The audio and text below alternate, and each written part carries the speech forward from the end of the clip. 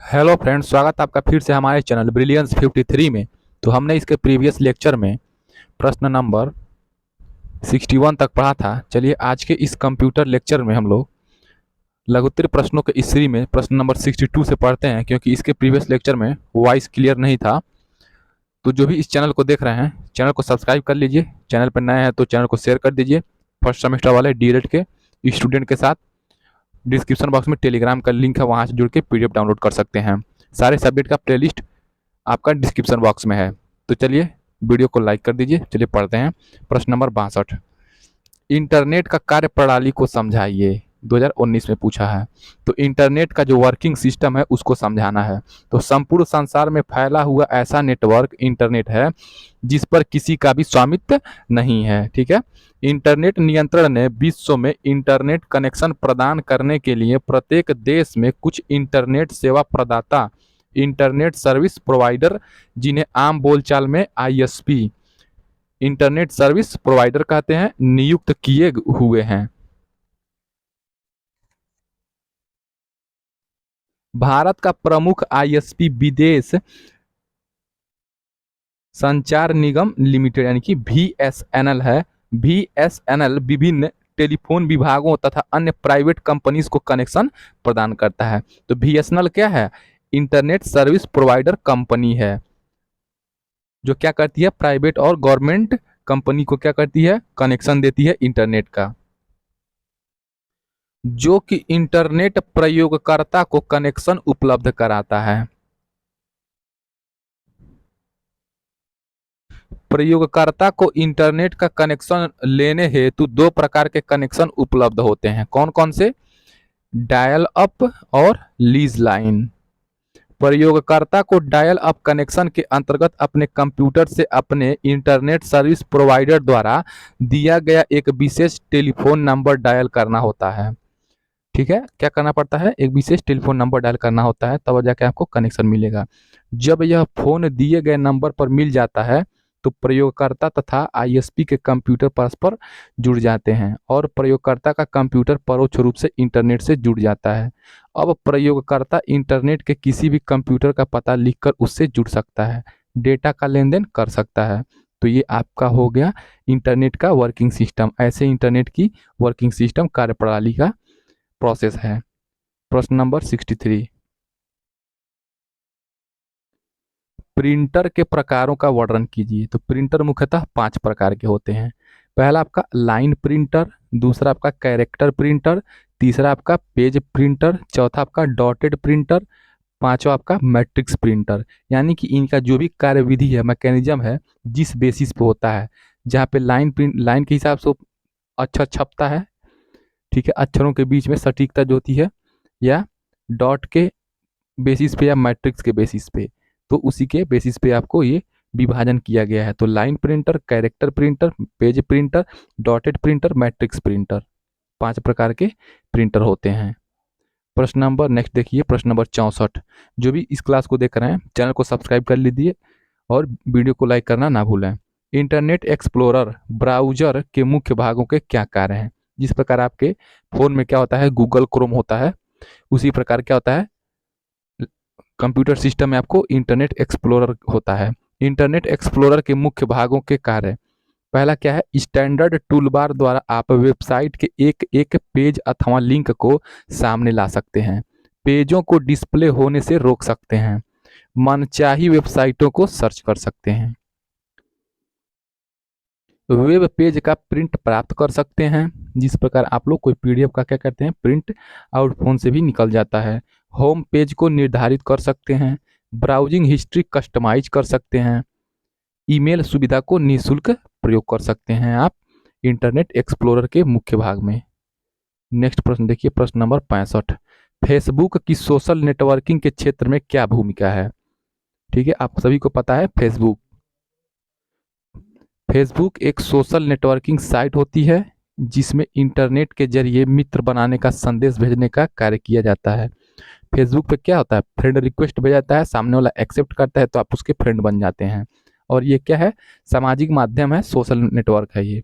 व्यक्ति द्वारा अपने मोबाइल फोन पर इसे डाउनलोड कर लिया जाता है ऐप को, ठीक है, प्ले स्टोर से अपना अकाउंट बड़ी सरलता से बनाया जा सकता है, मोबाइल नंबर डाल के ओटीपी से लॉगिन वेरिफिकेशन करके, तथा उस अकाउंट की मदद से किसी सूचना या संदेश को जन सामान्य तक अपने फेसबुक पेज पर अपलोड करके भेजा जा सकता है। प्रश्न नंबर 66 देखिए, सोशल नेटवर्किंग क्या है। सोशल नेटवर्किंग के क्षेत्र में प्रायः वह सभी क्षेत्र सम्मिलित होते हैं जो एक साधारण व्यक्ति का सामाजिक परिवेश होता है। व्यक्ति जब प्रचलित वेबसाइट एवं वेब पेजों के माध्यम से जन सामान्य से जुड़े होते हैं तथा सूचना अथवा संदेशों को आपस में फैलाते हैं तो यह प्रक्रिया सोशल नेटवर्किंग कहलाती है। प्रश्न नंबर 67 देखिए, फ्लॉपी डिस्क से आप क्या समझते हैं। तो देखिए, फ्लॉपी डिस्क किसे कहते हैं। तो यह ग्रामोफोन रिकॉर्ड की तरह प्लास्टिक की बनी गोल प्लेट होती है। तो ग्रामोफोन के रिकॉर्ड जो होता है उसी की तरह क्या होती है, गोल प्लेट होती है सर्किल में। यह बहुत लचीली प्लास्टिक की बनी होती है। लचीली प्लास्टिक यानी कि फ्लेक्सिबल प्लास्टिक से बनी होने के कारण इसका नाम फ्लॉपी पड़ा, यानी कि ये क्या है, फ्लेक्सिबल से फ्लॉपी हो गया इसीलिए।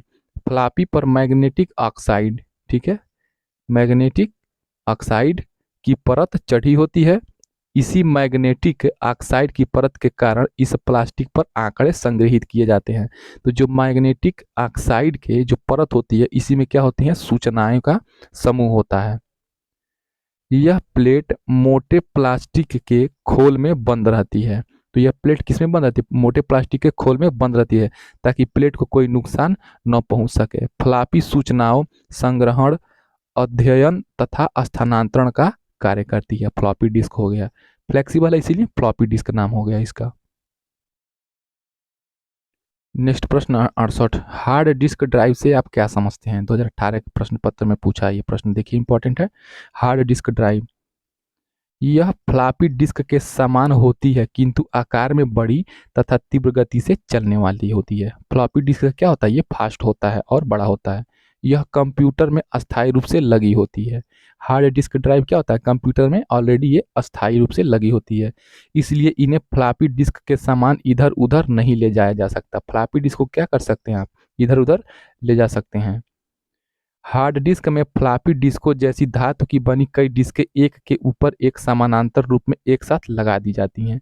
हार्ड डिस्क में क्या होता है, फ्लॉपी डिस्क में तो आपका मैग्नेटिक ऑक्साइड का होता है, लेकिन इसमें क्या होता है, हार्ड डिस्क में, फ्लॉपी डिस्क में सॉरी, तो हार्ड डिस्क में आपका धातु का जो मेटल होता है उसका डिस्क होता है और एक के ऊपर, जैसे मान लीजिए एक ये वाइट गोल सा हो गया तो फिर क्या होगा, एक और ऐसे ही मेटल का एक और सर्किल ऐसे हो जाएगा, ऐसे इसके ऊपर एक एक के ऊपर ऐसे करके ये होता है। ठीक है, ये सही आपका हार्ड डिस्क होता है,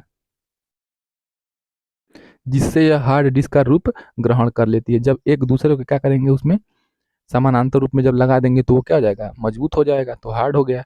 इसमें ऊपर व नीचे की सतह को छोड़कर, यानी कि जो सबसे ऊपरी सतह और सबसे निचली सतह को छोड़कर प्रत्येक सतह पर डाटा लिखा जाता है।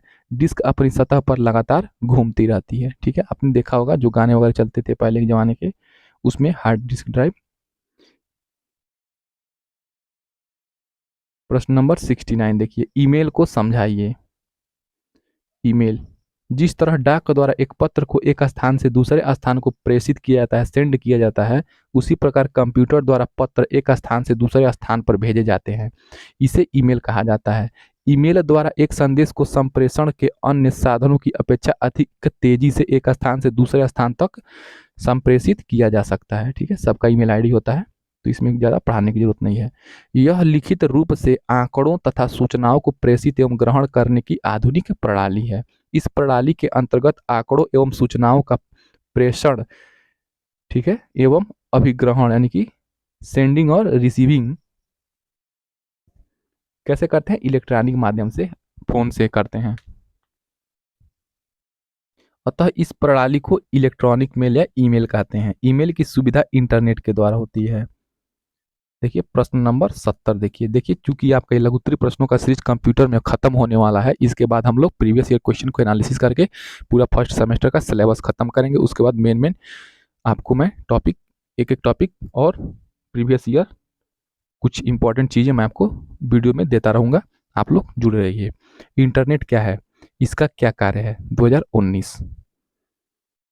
वस्तुतः इंटरनेट कई भिन्न भिन्न नेटवर्क्स का एक ऐसा नेटवर्क है जिसमें प्रत्येक नेटवर्क एक ऐसे माध्यम से जुड़ा होता है जो अन्य नेटवर्क से सूचनाओं एवं आंकड़ों का आदान प्रदान करता है। ये माध्यम इंटरनेट सेवा प्रदाता के स्वामित्व में होता है। प्रमुख इंटरनेट सेवा प्रदाता यानी कि प्रमुख इंटरनेट सर्विस प्रोवाइडर कंपनियां कौन कौन सी हैं? जीटीआई है, एमसीआई है, स्प्रिंट है, यूजनेट है और अमेरिका ऑनलाइन का एएनएस है। इंटरनेट की शब्दावली में इन माध्यमों को बैकबोन या रीढ़ की हड्डी कहा जाता है। ठीक है, ये क्या है? रीढ़ की हड्डी है ये।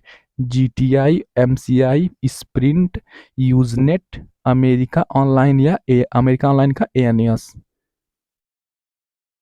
प्रत्येक बैकबोन में कम से कम एक ऐसा बिंदु होता है जहां से वह किसी अन्य बैकबोन से डाटा का आदान प्रदान कर सके।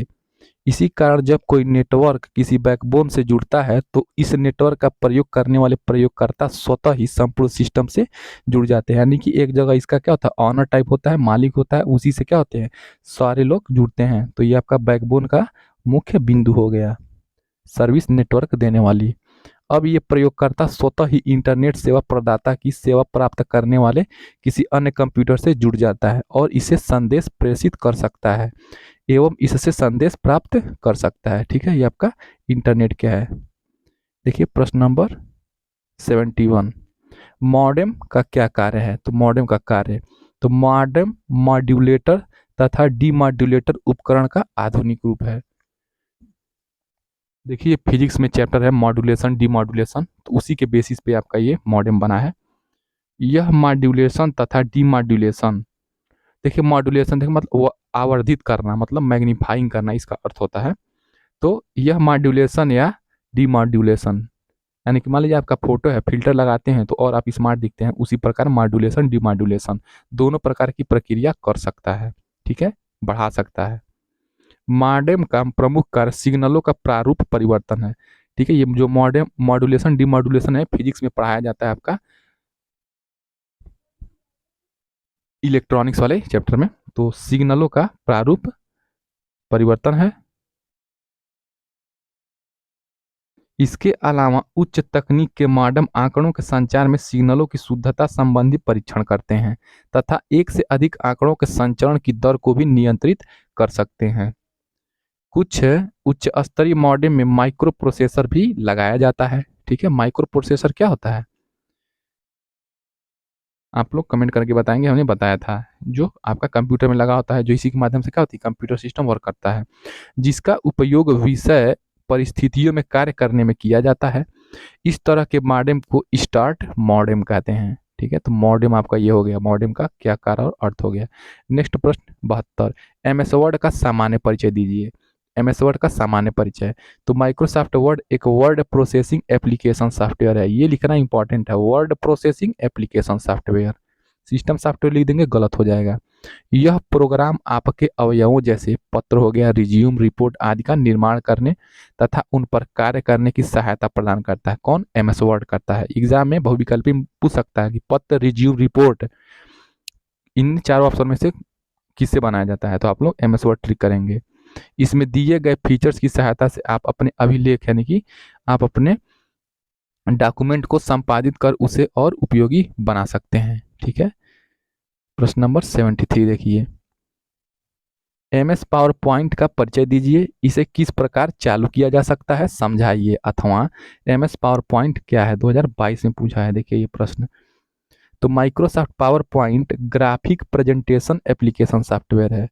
इसमें ग्राफिक प्रेजेंटेशन एप्लीकेशन सॉफ्टवेयर बनाया जाता है। इसकी सहायता से इलेक्ट्रॉनिक प्रेजेंटेशन तैयार कर प्रोजेक्शन डिवाइस की कंप्यूटर से जुड़कर स्लाइड शो की तरह भी प्रस्तुत कर सकते हैं। ठीक है, जो मैं आपको ये वीडियो पढ़ा रहा हूँ पीडीएफ के माध्यम से, ये क्या होता है? एमएस पावर पॉइंट में बनाया जाता है, ऐसे स्लाइड करके पढ़ाने के लिए। पावर पॉइंट चालू करना, starting power point. Power point निम्नलिखित चरणानुसार शुरू कर सकते हैं। स्टार्ट बटन पर क्लिक करें, ऑल प्रोग्राम्स पर क्लिक करें, माइक्रोसॉफ्ट ऑफिस पर क्लिक करें, माइक्रोसॉफ्ट पावर पॉइंट पर क्लिक करें। तो आपका ये एमएस पावर पॉइंट का परिचय हो गया 2 नंबर में।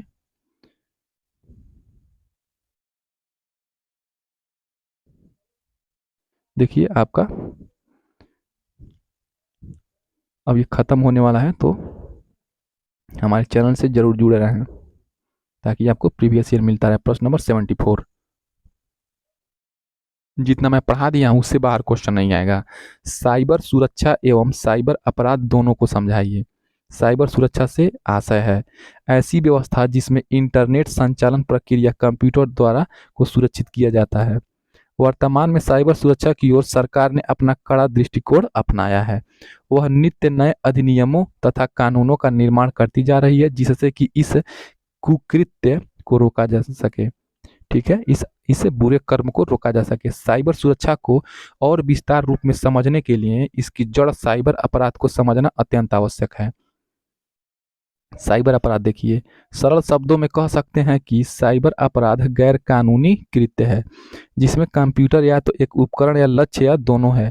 साइबर अपराध पारंपरिक प्रकृति के होते हैं जैसे चोरी, धोखाधड़ी, जालसाजी, मानहानि और शरारत, जो भारतीय दंड संहिता के अधीन है, जो इंडियन पिनल कोड आईपीसी के विरुद्ध है। मतलब आईपीसी के जो आपका दंड देने की संहिता वाला है, आपका आईपीसी इंडियन पिनल कोड, उसके अंतर्गत आपका सजा दिया जाएगा। कंप्यूटर के दुरुपयोग ने भी आपराधिक गतिविधियों में समाविष्ट होकर नवयुगीन अपराधों के एक स्तर को जन्म दिया है जिन्हें सूचना प्रौद्योगिकी अधिनियम, ठीक है, इंफॉर्मेशनल टेक्नोलॉजी एक्ट यानी कि आईटी एक्ट 2000 द्वारा संबोधित किया जा रहा है। तो आपको साइबर अपराध और साइबर सुरक्षा से परिचित हो चुके हैं। प्रश्न नंबर 75, ऑनलाइन संसार में अवैध धोखे के माध्यम से एवं बेईमानी पर प्रकाश डालिए।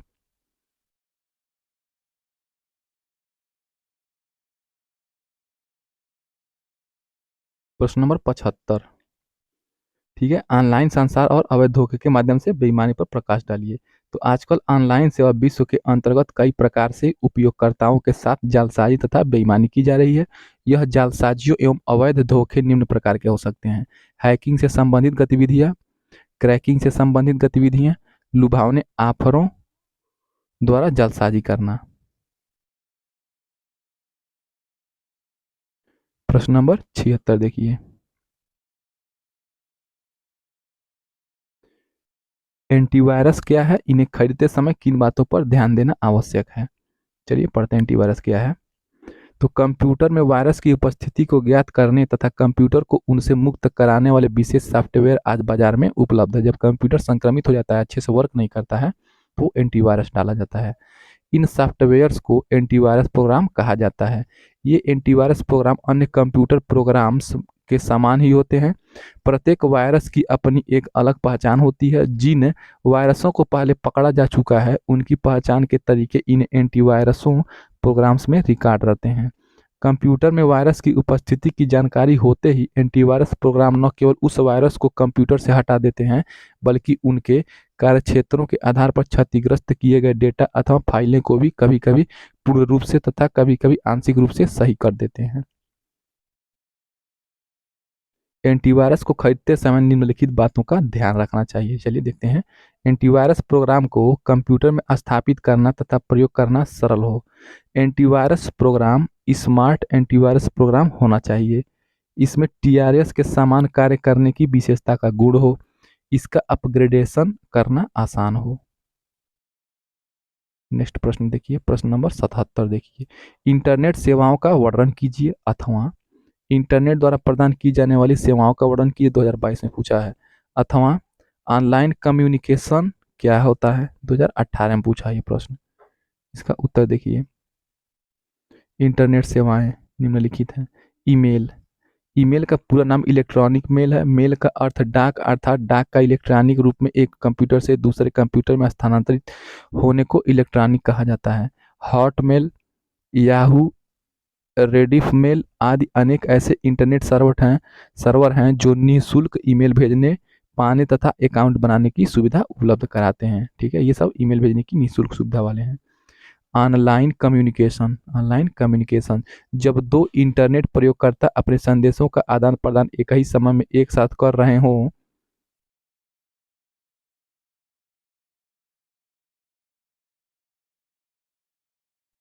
तो इसे ऑनलाइन कम्युनिकेशन कहते हैं। ठीक है, जिस प्रकार आप लोग मैसेंजर या व्हाट्सएप पे क्या करते हैं, बात करते हैं, उसी को ऑनलाइन कम्युनिकेशन कहते हैं। ईमेल को हम ऑफलाइन कम्युनिकेशन के रूप में समझ सकते हैं। ईमेल में हम अपने कंप्यूटर पर संदेश लिखकर उस पते के साथ किसी व्यक्ति के मेल बॉक्स में भेज देते हैं। हमने जिस व्यक्ति को ईमेल भेजा है वह व्यक्ति जब चाहेगा तब हमारा भेजा गया संदेश पढ़ेगा। इस तरह दोनों में एक ही समय में संदेशों का आदान प्रदान नहीं होता है। ऑनलाइन कम्युनिकेशन में संदेश भेजने वाला एवं संदेश पाने वाला व्यक्ति एक ही समय में इंटरनेट से जुड़े होते हैं तथा भेजने वाला व्यक्ति जो संदेश अपने कंप्यूटर में टाइप करता है वह पाने वाले व्यक्ति के कंप्यूटर मॉनिटर पर व्यक्त होता है। इस प्रकार की सुविधा को कंप्यूटर की भाषा में चैटिंग कहा जाता है। ठीक है, चैटिंग आपको पता है। ऑनलाइन कम्युनिकेशन की मदद से अलग अलग शहरों देशों में बैठे व्यक्ति आपस में मीटिंग भी कर सकते हैं। ठीक है, गूगल मीट वगैरह ये सारे ऐप्स आते हैं ऑनलाइन वीडियो कॉलिंग के लिए। ये लोग एक समय सुनिश्चित कर लेते हैं और उस समय सभी इंटरनेट से जुड़कर किसी एक आईएसपी इंटरनेट सर्विस प्रोवाइडर द्वारा दी जाने वाली चैटिंग की सुविधा का उपयोग करते हुए परस्पर, जैसे इंटरनेट सर्विस प्रोवाइडर आपका व्हाट्सएप हो गया, परस्पर संदेशों का आदान प्रदान उसी समय टाइप करके अथवा माइक पर बोलकर कर सकते हैं। देखिए वर्ल्ड वाइड वेब, WW, तो world wide web, WWW, internet पर अपने अपने व्यवसाय, अपने द्वारा दी जाने वाली सेवाओं तथा अपने प्रतिष्ठान के विषय में विभिन्न सूचनाएं पब्लिश करने हेतु वेबसाइट का निर्माण करना होता है। ठीक है, इंटरनेट द्वारा प्रदत्त इस सेवा का उपयोग करने के लिए प्रयोगकर्ता को सर्वर पर स्थान लेना होता है। इसके लिए प्रयोगकर्ता को प्रतिवर्ष कुछ फीस भी देनी होती है। कुछ सर्वर अभी इस सेवा को निःशुल्क भी उपलब्ध कराते हैं। इस स्थान को वेबसाइट कहा जाता है। ठीक है, वेबसाइट आपको पता है क्या करता है, कोई कंपनी अपना खोलता है तो वेबसाइट बनाता है, उस पर वो क्या करता है, अपना डाटा, कम्युनिकेशन रिलेटेड सारी चीज़ें उस पर अपलोड करता है। प्रचार प्रसार भी वेबसाइट के माध्यम से होता है। प्रत्येक वेबसाइट का एक पता होता है। जिस व्यक्ति को यह पता ज्ञात होता है वह उस वेबसाइट पर जाकर सूचनाओं का लाभ उठा सकता है। वेबसाइट में केवल सूचनाएं लिखी या पढ़ी जा सकती हैं, ईमेल भेजे या प्राप्त नहीं किए जा सकते हैं वेबसाइट पे। आज कई प्रमुख अखबारों एवं पत्रिकाओं की अपनी वेबसाइट है जहां जाकर हम समाचार व सूचनाएं पढ़ सकते हैं। ठीक है, हर एक चीज़ का, हर एक संस्था का, कोई भी शिक्षण संस्था हो गया या कोई प्राइवेट कंपनी हो गई या कोई सरकारी संस्था हो गई, क्या होगी, उसकी एक अपनी अलग वेबसाइट होती है। इस प्रकार हमने कंप्यूटर के सारे बहुविकल्पी, अति लघुत्तरी और लघुत्तरी सीरीज और बुक के जो भी एक्सपेक्टेड प्रश्न फर्स्ट सेमेस्टर में आने की संभावना, इससे बाहर प्रश्न नहीं पूछे जाएंगे, वो बात अलग है, लिखने का तरीका आप लोग अलग कर सकते हैं। इसके नेक्स्ट वीडियोज़ में हम लोग previous year question paper analysis करेंगे जो आपका 2019, 22 और 23 में आया है। प्रीवियस 3 सालों का पढ़ लेंगे तो आपका कॉन्फिडेंस बिल्ड हो जाएगा। चलिए मिलते हैं प्रीवियस ईयर क्वेश्चन प्रश्न पत्रों के साथ नेक्स्ट वीडियो में। तब तक हमारे चैनल को शेयर कर दीजिए फर्स्ट सेमेस्टर वाले स्टूडेंट के साथ। यहाँ पे सारे सब्जेक्ट को हमने पढ़ा दिया है फ्री ऑफ कॉस्ट, कोई पैसा, कोई पेमेंट नहीं करना है और आपको PDF भी मिल जाएगा। और हमारे इस चैनल को शेयर भी कर दें जो भी फर्स्ट सेमेस्टर वाले स्टूडेंट हैं उनके साथ। टेलीग्राम से जुड़ जाएँ, डिस्क्रिप्शन बॉक्स में उसका लिंक है। मिलते हैं नेक्स्ट वीडियो में। जय हिंद।